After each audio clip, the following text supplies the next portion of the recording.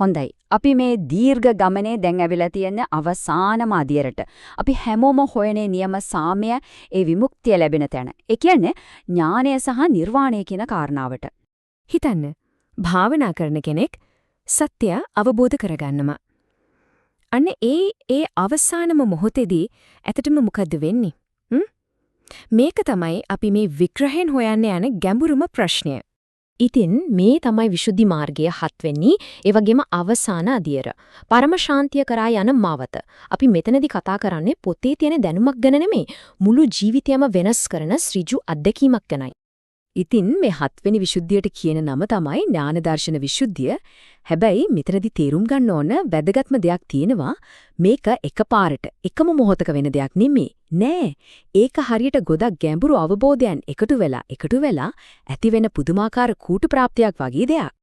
හරිම සරලව කිව්වොත් ඥාන දර්ශන විසුද්ධිය කියන්නේ චතුරාර්ය සත්‍ය, ඒ කියන්නේ දුක සහ දුකින් මිදෙන මාර්ගය ගැන ඍජුවම මුළු ජීවිතයම කනපිට හරවන විදිහේ දැක්මක් ලබන එකටයි. මේ ගැඹුරු අවබෝධය එකපාරටම එන්නේ නැහැ. ඒක පැහැදිලි අධ්‍යයන 4ක් ඔස්සේ තමයි දිගහැරෙන්නේ. අන්‍ය අධ්‍යයන 4 තමයි මේ. මේක තමයි විමුක්තියට යන සිටියම. සෝවාන්, සකෘදාගාමි, අනාගාමි සහ අවසානයේදී අරහත්. අපි දැන් මේ එකිනෙක සංදිස්ථානයේ මොකද්ද කියලා පැහැදිලිව බලමු. හරි, අපි මුලින්ම බලමු මේ නිර්වාණ මාර්ගයේ තියෙන පළවෙනිම ලොකු සංදිස්ථානය. මේකට කියනවා සෝතාපන්න කියලා. ඒ කියන්නේ ධර්ම ශ්‍රෝතයට ඇතුළු වුණ කෙනා. ඉතින් කවුද මේ සෝතාපන්න කියන්නේ? ඒ තමයි නිර්වාණය ගැන පළවෙනිම සිජු දැක්ම ලබපු කෙනා. මේ අත්දැකීම ලැබුණට පස්සේ ආයෙ පස්සට හැරීමක් නැහැ. හරියට කෙලින්ම නිවනට ගලාගෙන යන ධර්ම ගංගාවකට වැටුණා වගේ. හිතන්නකෝ සෝවාන් ඵලයට පත් වුණ ගමම්ම සමහර කෙලස් ස්ථිරවම ආයෙ කවදාවත් එන්නේ නැති වෙලා යනවා. මොනවද? එකක් තමයි ස්ථිර මම කෙනෙක් ආත්මයක් තියෙනවා කියන වැරදි මතය. ඒක ඉවරයි. ඊළඟට මේ මාර්ගය ගැල තිබ්බ හැම සැකයක්ම නැති වෙනවා. ඒ වගේම තේරමක් නැති වත්පිළිවත් වල එල්ලිලා ඉන්න එකත් නතර වෙනවා. හැබැයි මේ ඔක්කොමට වඩා වැදගත්ම දේ තමයි ආයේ කවදාවත් දුක්ඛිත තැනක, ඒ කියන අපායක වගේ ඉපදෙන්න හේතු වෙන හැම කෙලෙසක්ම මුලින්ම උදුරලා දාන එක. අන්න ඒ දොර නම් සදාහටම වැහෙනවා. ඉතින් මෙතන තියෙන තීරණාත්මකම කාරණය තමයි මේ ලැබෙන සහතිකය. සෝවාන් ඵලයට පත්වුණු කෙනෙක් ආය උපරිම වශයෙන් භව 7ක් ඇතුළතදී පූර්ණ නිර්වාණය ලබන එක නියතයි. ගමනේ අවසානය දැන් සහතික වෙලා ඉවරයි. හොඳයි, අපි දැන් බලමු ඊළඟට මොකද වෙන්නේ කියලා.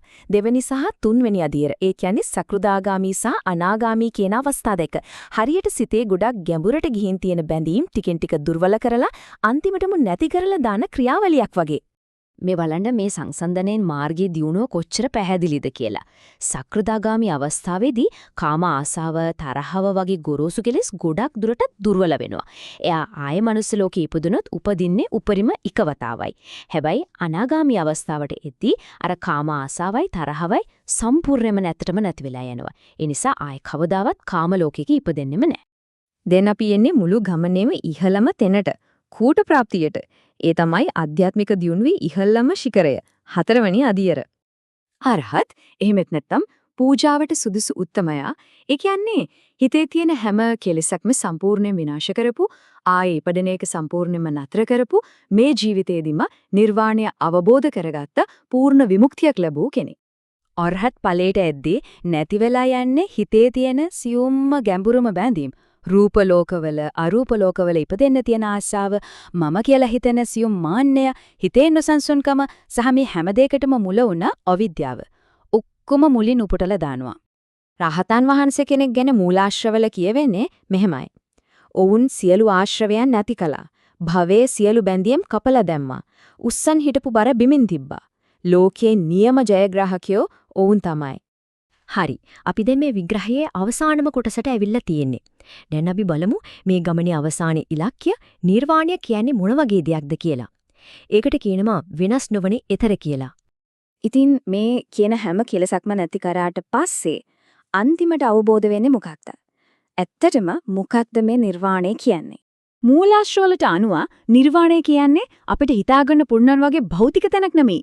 ඒක දුකට හේතු වෙන හැමදේම සම්පූර්ණයෙන්ම නැති වුණාම ඇති වෙන, කවදාවත් වෙනස් වෙන්නේ නැති නොසලෙන පරම ශාන්තිය.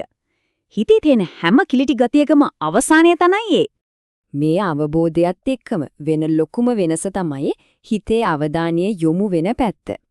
හැම වෙලෙම වෙනස් වෙන දේවල් පස්සේ ගියපු හිත අන්තිමටම අර වෙනස් නොවන දේ, ඒ කියන්නේ නිර්වාණය පැත්තට හැරෙනවා.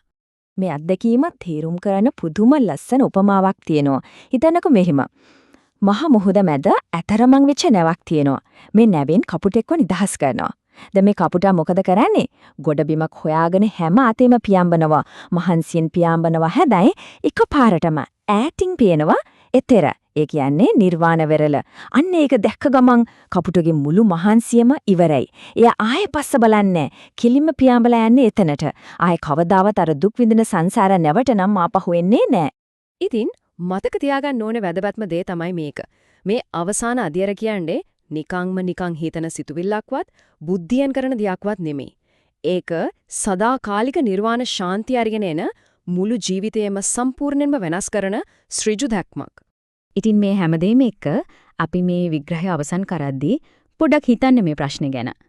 මේ මාර්ගයේ අවසානයේ කියන්නේ ඇත්තටම මොකක් හරි තැනකට ළඟා වෙන එකක්ද? එහෙම නැත්නම් මෙච්චර කල් උස්සන් හිටපු ලොකු බරක් බිමින් තියන එකක් වගේ දෙයක්ද?